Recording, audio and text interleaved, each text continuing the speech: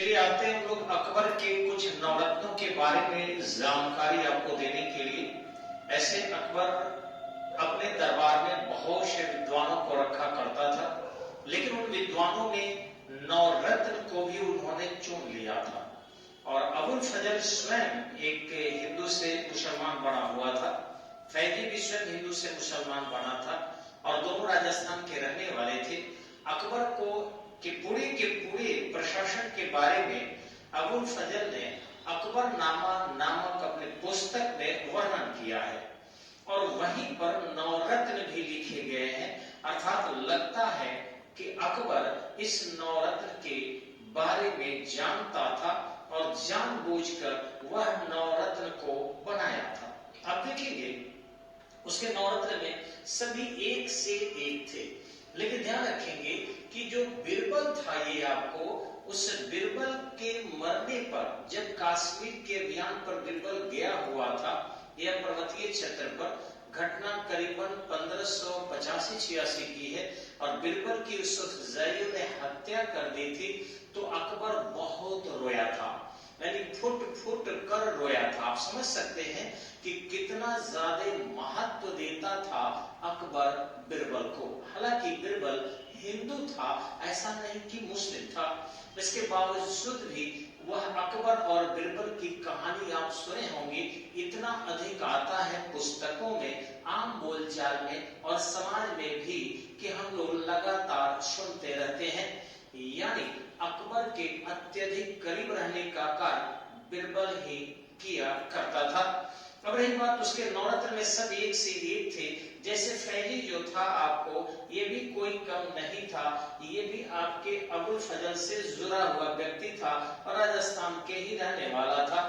ठीक इसी ढंग से आपके हकीम हुकाम, इनकी भी विशेषता क्या कही जाए। और ये रहा बात अब्दुल रहीम खाने खाना की, तो अब्दुल रहीम खाने खाना की बहुत सारे जो है लेखनी हम लोगों के सामने भरी पड़ी है।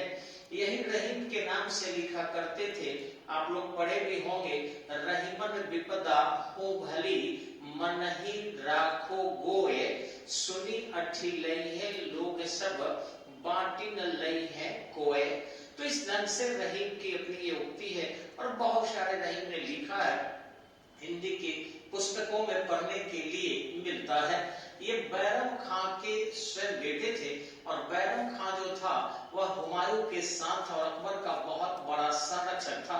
वह शिया मुसलमान था, लेकिन जब अकबर बड़ा हो गया तो उन्हें बर्खास्त कर दिया और फिर उन्हें मक्का जाने अथवा सलाहकार बन के रहने के लिए उनको कहा, यानी दो विकल्प दिया। वो एक बार मक्का जाने के लिए ठान लिए, क्योंकि जहां वकील ए दर के पद पर थे, यानी अकबर से भी अत्यधिक श्रेष्ठ स्थिति में थे, यदि वे सिपह सलार बन के रहे तो शायद उन्हें अच्छा नहीं लगता। लेकिन जब वो गुजरात के पास से गुजर रहे थे, वहां पर एक छोटी सी झड़प हुई, पुनः गिरफ्तार करके बैरम खां अकबर के दरबार में लाया गया। लेकिन एक चीज और सुने होंगे आप कि वहां भी अकबर ने फिर कहा कि मैं आपके जान को बख्श दे रहा हूं, अब आप बताओ क्या करोगे। फिर वो मक्का जाना ही उचित समझा, परंतु रास्ते में उसका वध कर दिया गया उसके किसी विरोधी अफगान के द्वारा। अब ऐसी स्थिति में अकबर उनके पत्नी से विवाह कर लिया और उनके पुत्र को अपना पुत्र बना लिया। वही पुत्र अब्दुल रहीम खाने खाना के नाम से जाना गया। यह अब्दुल रहीम खाने खाना बहुत ही विद्वान थे और पुस्तक लिखने का कार्य बहुत सारी कविताओं को लिखे थे। ये रहा राजा मान सिंह के बारे में। तो आपको पता होगा कि अकबर जब जा रहा था अकबर जब जा रहा था मोइनुद्दीन चिश्ती के दरगाह पर अजमेर में, घटना है 1561 के आसपास की।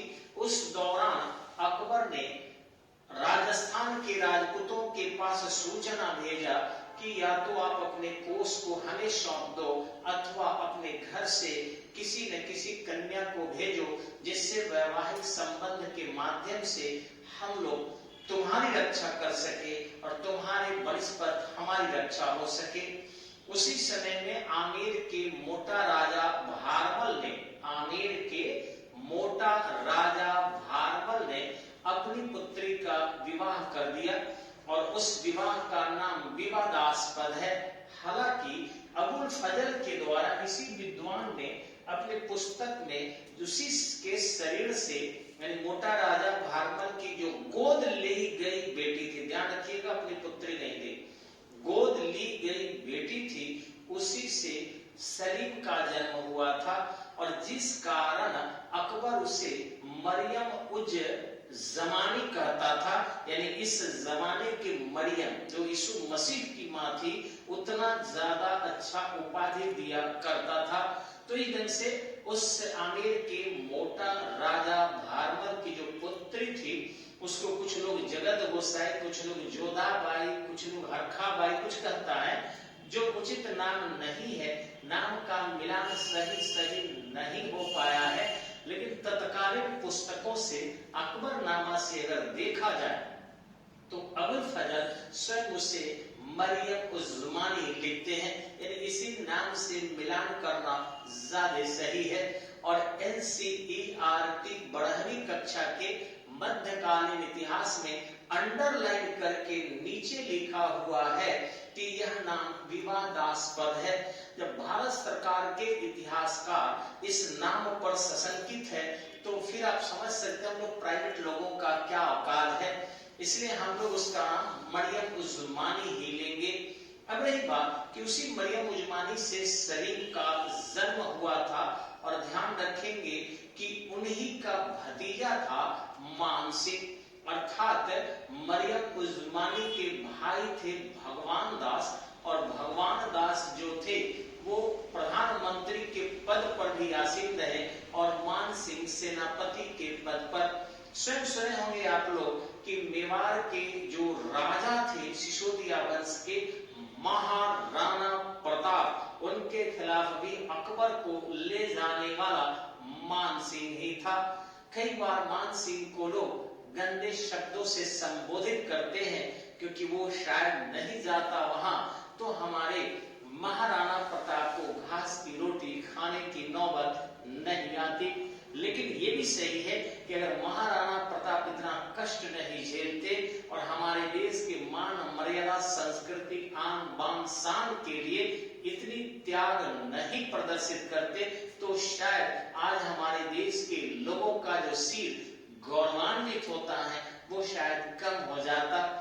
यानी कि मान सिंह ने जो किया वो तो हटाइए, लेकिन हाँ महाराणा प्रताप ने एक ऐतिहासिक कदम उठाया जिससे भारतीय वीरों का सिर गौरव से ऊपर उठ जाता है।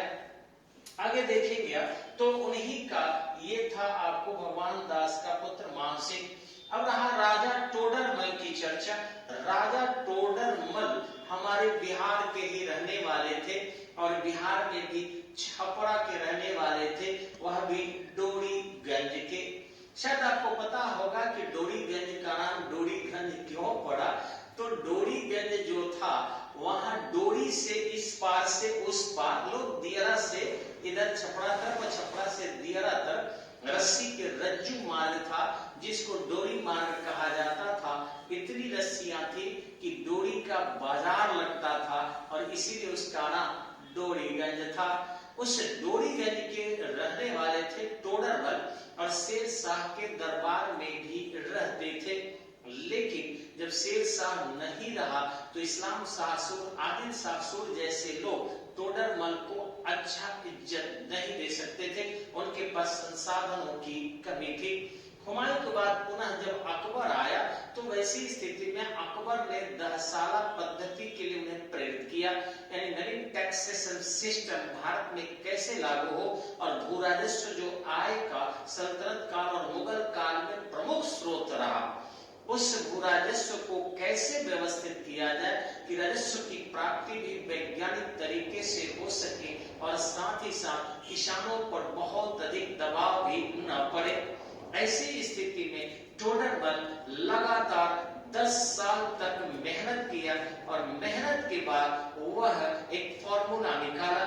यानी जब भी किसी फसल के उत्पादन होते हैं तो उनका दर घट जाता है, और जैसे ही फसल की बुआई शुरू हो जाती है उनके मार्केट में स्कैर्सिटी होने से उनका रेट बढ़ जाता है।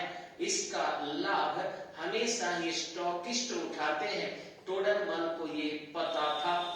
ऐसी स्थिति में वो 10 साल के एवरेज रेट के आधार पर जो जिन्स के रूप में टैक्स देते थे अर्थात अनाज के रूप में अथवा नकदी देते थे, दोनों को एक एवरेज निकाला था, और वह 10 साला पद्धति विश्व प्रसिद्ध भू राजस्व की पद्धति मानी गई।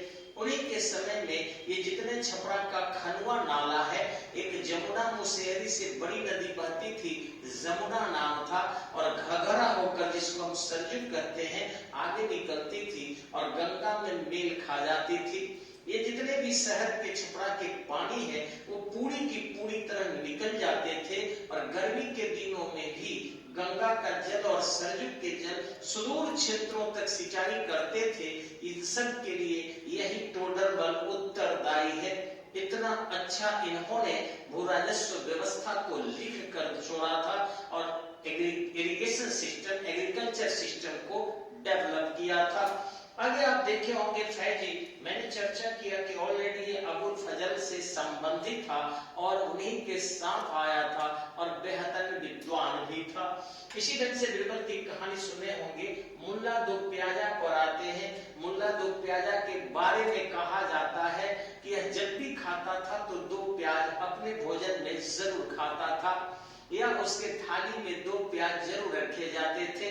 अब आपको आश्चर्य होगा कि भारत में क्या प्याज था उस समय में? जी था, क्योंकि पुर्तगाली 1498 में भारत आए थे और इस ढंग से 1510 में गोवा पर अधिकार कर लिए थे, और अकबर की सत्ता 1556 से शुरू हुई थी और 1605 तक थी। ऐसी स्थिति में विदेशों से ही भारत प्याज आया था। भारत में प्याज नहीं होता था, लेकिन उस समय काफी विलासी वस्तु मानी जाती थी। आज भी एक पॉइंट आपको बता दें कि विश्व में सब्जी में सबसे ज्यादा प्याज का ही उपभोग किया जाता है। हमारे यहाँ नहीं, हमारे यहाँ तो अलग अलग तरीके की सब्जियां हैं, लेकिन विश्व में चूंकि मांसाहार लोग अधिक करते हैं, अतः सबसे ज्यादा खाया जाने वाला सब्जी प्याज है। आपको आश्चर्य हो रहा होगा कि क्या प्याज भी कोई सब्जी है? जी, और सबसे ज्यादा विश्व में खाया जाने वाला सब्जी प्याज ही है। तो हम आगे आते हैं आपको, तो ये रहा आपका मुल्ला दो प्याजा। तानसेन के बारे में आप जानते होंगे, ये ग्वालियर के रहने वाले थे, बहुत बड़े विद्वान थे और उनके जिह्वा में वांगमयी देवी रहती थी, अर्थात सरस्वती का निवास था। ये जब अपना धुन शुरू कर देते थे तो बादल गरजने लगते थे। इनका जो है राग मल्हार, इसी ढंग से अनेक मियां की टोरी, ये सब राग जो है काफी प्रसिद्ध था। हालांकि आज के नौजुवक को खेसारी लाल और पवन सिंह के सामने अगर मियां की टोरी सुना दिया जाए, कोरोना में मतलब के हो जाएगा, इस तरीके से वे सभी कोरोना ग्रसित हो जाएंगे। तो कहने का अर्थ है उस जमाने के लोग सुना करता था। आज संगीत कम, म्यूजिक ज्यादा, और संगीत के राग कम, गंदे शब्द ज्यादा सुने जा रहे हैं। यानी सीधे सीधे अब अच्छी दवा नहीं चाहिए, हमें जेनेरिक मेडिसिन चाहिए जो सस्ता भी हो, टाइम काम करे। तो एक ढंग से आज तानसेन जो है वो इतिहास के पन्नों तक सिमट कर रह गए हैं। अब रहा इन नवरत्नों के बारे में जो आप अभी देखा है, इनके बारे में कई बार प्रश्न पूछ देता है कि इनमें से कौन नवरत्न नहीं थे या कौन नवरत्न थे। तो भारत में 2 ऐसे राजा हुए जिनके दरबार में नवरत्न रहा करते थे। एक था चंद्रगुप्त द्वितीय और दूसरा था अकबर। दोनों ही अपने वंश के अति महान शासक माने गए हैं जिनके दरबार में। और ध्यान रखिएगा कि जो भी राजा युद्ध कम करे वह कमजोर नहीं होता, शक्तिशाली होता है। और समाज में अगर साहित्य के विकास हो, शिक्षा के विकास हो, इसका मतलब है वही सम्राट महान होता है। लाख हमारे मोदी जी कुछ कर रहे हैं तो क्या है, लेकिन लेकिन शिक्षा डैमेज हो रही है जिस कारण से भी, इसलिए आने वाला फ्यूचर इनको महानता की चर्चा नहीं करेगा। अकबर अनपढ़ था, इसके बावजूद भी शिक्षा को महत्व देता था। चंद्रगुप्त द्वितीय भी कम पढ़ा लिखा था, फिर भी विद्वानों को संरक्षण देता था। और अकबर के नहीं रहने पर भी करीबन 250 वर्ष तक मुगल वंश रहा। चंद्रगुप्त द्वितीय के नहीं रहने के बावजूद भी लगभग 250 वर्ष तक गुप्त वंश रहा। तो निश्चित रूप से विद्वता को संरक्षण देने से होता है, और विद्वता को संरक्षण दोनों ने दिया था। लेकिन आप परेशान होंगे अब कि बाप रे कितना देर तक सर करेंगे। तो आइए नवरत्नों की कहानी के बाद शॉर्ट फॉर्मूला में थोड़ा रट लेते हैं कैसे ये नवरत्न को रटेंगे। तो यहाँ आते हैं, देखते हैं। शॉर्ट फॉर्मूला है तबीर फैटो मुंह माफ। तबीर फैटो मुंह माफ, यानी तबीर ने फैट से मारा मुंह पर लेकिन माफ कर दिया। तबीर ने फैट से मारा मुंह पर लेकिन माफ कर दिया। तबीर फैटो मुंह माफ। तबीर फैटो मुंह माफ, या तबीर को फैट से मारिए और फिर मुंह से माफी मांग लीजिए। तबीर फैटो मुंह माफ। और देखिए एक शब्द से आता है, त से आपका तान से, ब से आपका बिरबल, र से आपका रहीम खाने खाना, फै से फैजी, टो से आपका टोडरमल, मुंह से आपका मुंह से मुल्ला दो प्याजा, हा से आपका हाफिज हकीम हुकाम। ठीक इसी ढंग से माफ से म से मान सिंह और फ से अबुल फजल। तो इस तरीके से तबीर फैटो मुंह माफ, तबीर फैटो मुंह माफ, तबीर फैटो मुंह माफ। एकदम नवरत्न रट जाइएगा। मुझे विश्वास है आप लोग जरूर सक्सेस होइएगा। लेकिन फिर निवेदन एक बार है, 1000 सब्सक्राइबर तो पहुंचा दीजिए। आप बहुत सहयोग कर रहे हैं, एक बार दोस्तों से कहिए। धन्यवाद, नमस्कार, जय हिंद, जय